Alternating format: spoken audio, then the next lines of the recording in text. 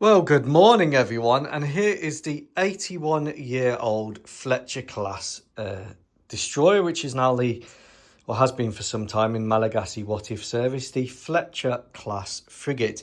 This is the lead ship of that class, which is in remaining service. This is the Ayn Summers. And it's coming along quite nicely, but it is a more complicated build than some of my other ships where I just house everything in stealth angles. This is kind of an older type of design, modernised of course, but it therefore has a lot more of the workings of the ship exposed. And I've learnt a lot about ships from building this, and I've learnt that I need to actually add fair leads and stuff like that, and these mooring posts to my other ships. So I'm going through them and re-adding those. Now, this is a 3D printed hull model kit, and it's not as good as a hull as the fleet scale ones, but I'm still waiting for a lot of fleet scale parts from a long time ago. So this is a good alternative if you want to build a World War II Fletcher. Comes with most of the bits you need, and then you can detail it as you wish. In terms of what I've done and how I've kind of gone about this is I've looked at a modernisation, and like I said, I'm awaiting loads of bits from fleet scale, so I've had to go ahead with the latest current in service version, and it's equivalent to sort of the Type 23 frigate in many ways. Yes, it's old, but has it been rebuilt a lot of times? Yes, it has.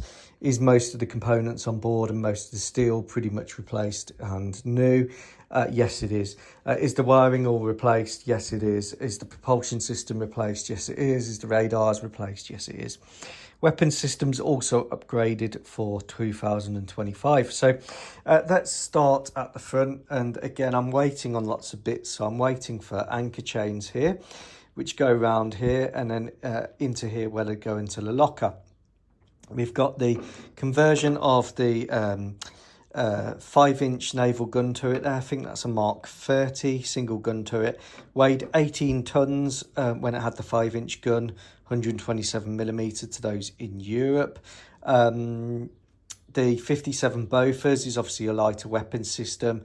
The actual 57 Bofors Mark 3 turret weighs 14 tons. So just by reusing the mount there and a lighter gun, I think we've got some weight savings. We've then got the Salty Sea Dog Point Air Defence Missile System, which is a short-range SAM system. 10 ready-to-go rounds here. The reloads would come through that door. Electronic countermeasures here and here. We've got the electro-optical forward-looking infrared sight, which controls the Bofors, and then a local sight and the radar there for the radar proximity projectiles. Yes, ships still do carry signal lamps. It's kind of surprised me. And they also do like flying flags. So we've got the radio antennas here, which are also for flying flags. I don't know what Navy people do that, but I guess you can communicate with neighbouring ships silently by flags or by the signal lamp. Here we've got the countermeasures launchers, a lot bigger on this class of ship than some of my other ones. These are from PT boats, 1 in 35th. And here is the bridge. The bridge needs the wiper blades for the windows, but it's a modern bridge. It's all new and refreshed, and we've got a radar here, long range search radar here, short range tracking radar here, SATCOM antennas and everything like that. Then we move on to the mast, which is a new mast, which I've redone with homemade radar, more countermeasures stuff.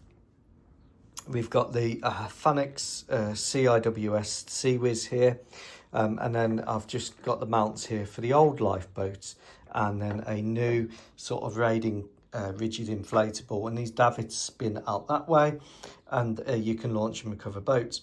Moving on here, we've got massive changes to the propulsion system. Now, Fletcher's had a really good power plant, steam plant. They could produce 60,000 odd shaft horsepower, which was exceeded by the Gearing class, which I think had 70,000. So they were very fast ships. I've gone for 3 gas turbines, one large and 2 small, and they exit now at a water level or underwater exhausts.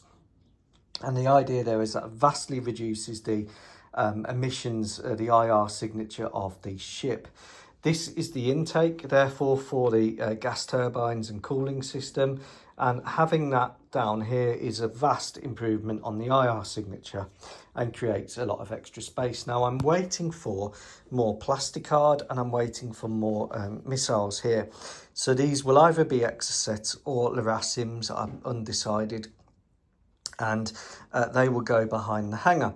The hangar, of course, is a big upgrade from the 70s on this class of ship, hence why it's a box. And there it is with a Panther. Now, Lynx fans, there may be a Lynx coming for this class of ship. Let me know if you'd like to see a Lynx. I think it's obvious that a lot of people prefer Lynx over every other helicopter in the world. No, Rob, a CH-53 will not fit. Then we've got some remote weapons stations here. We've got the 25mm Bushmaster stations there to give waterline defence. I'm waiting for more life rafts, which will go on here. So this will be where the life raft sits. Again, I've got fair leads and the mooring posts. And on this side, just one engine exit point. But then we've got an APU, a diesel APU, exiting down here, again above the waterline or just in the waterline for IR suppression. We've got the helicopter pad here with a Panther showing what it can do. More countermeasures boxes, electronic warfare boxes here. Fire suppression systems on the top there, just to basically spray foam everywhere in case a helicopter crashes. And here we come to the anti-submarine end of the frigate, as it now is. We've got a crane here which is allowing stuff to be lifted onto the hangar platform. We've got a container holder here, and this could be holding more reloads for the Salty Sea Dog system. The crane here allows you to lift boats as well, maybe an attack boat, an uncrewed surface vessel there. And here we've got the Quidditch styled catcher here for the towed sonar array. Now I do model on a budget. Towed sonar array, a proper one, costs at least £26, and that's a Chinese one for a destroyer. You just cannot get them for any other ships that I can find in 1/72. So the idea is here, this is the towed sonar array converted torpedo. Budget modelling.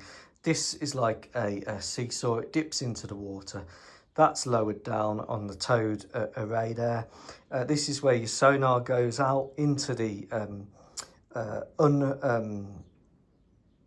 affected part of the water, not affected by the propellers, not affected by the ship's motion and waves cutting through the water. It will have a sonar up front, but the main sonar detection system is the towed sonar array. Comes down, goes into the water, goes back as far as it needs to, set at various depths. That's your passive sonar. And then it comes in, recovered like a Quidditch catcher, into here, onto the rail, slides back in, and that's just to move it up and down. These things here are basically because the propeller wash and propeller diameter can be dangerous to tugboats, and that's what that's to protect it for. Single rudder on the Fletchers, I've not changed it. I did contemplate a dual rudder like the Gearing class, and decided not to. And the Fletchers, they said they weren't the most agile destroyers, but they're still pretty agile and pretty survivable. This crane here just goes up into position there to reload the Salty Sea Dogs. Again, coming round, we've got some steps here from a Revell spares box. Fire suppression and fueling system here, so you can refuel the helicopter and the helicopter pad, or a larger helicopter can hover over the helicopter pad and be refueled, probably off to one side like a Seahawk, something like that. So you can see how ships work when you actually don't cover everything in boxes, and how even though I'm not like a ship modeler that adds like all the little things, because there should be little block heads, I think they're called, or block leads here that allow the things to go, etc. I'm doing my best. So more ECM on the sides there. The various air conditioning outlets and systems just dotted around, just to kind of give it that sort of upgraded, but not completely modern, but not completely historical feel. So could a ship at 81 years still be in service? Well, if it's rebuilt like this, I think so, yes. The Mexicans operated their Fletchers till 2001. This is a complete rebuild, really. Some of the hull will be original, but most of it by now will be replaced or brand new. Very little left of the original ship, other than the excellent hull design, and the Fletchers had one of the best hull designs of all ships, really. The absolute legendary destroyer.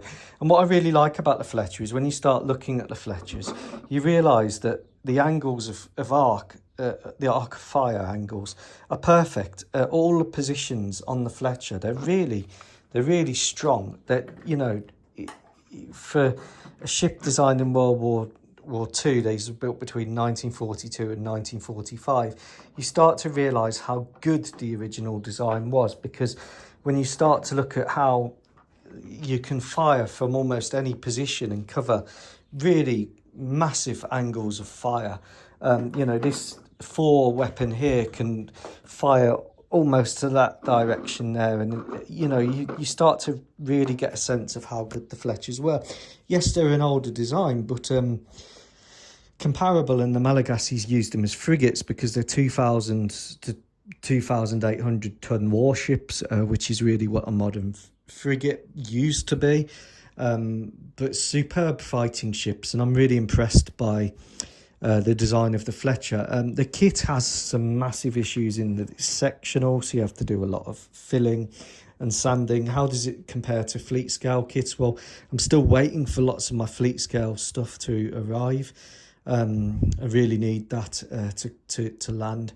The fleet scale hulls are better, being fiberglass hulls, but the 3D printed kit is a fraction of the cost, and comes with all the things that you need to build the World War II one, which I've then adapted to make the new one. I use a lot of plasticard, a lot of plastic tubing, some eBay radars. These are from a cheap Chinese air defence kit. But we've got here the frigate being built up, and this is my biggest model ship so far. I can't wait till the anchor chains arrive and I get to finish this off. Lots of little bits left to do, but it's coming along, I think, nicely. Take care. Goodbye.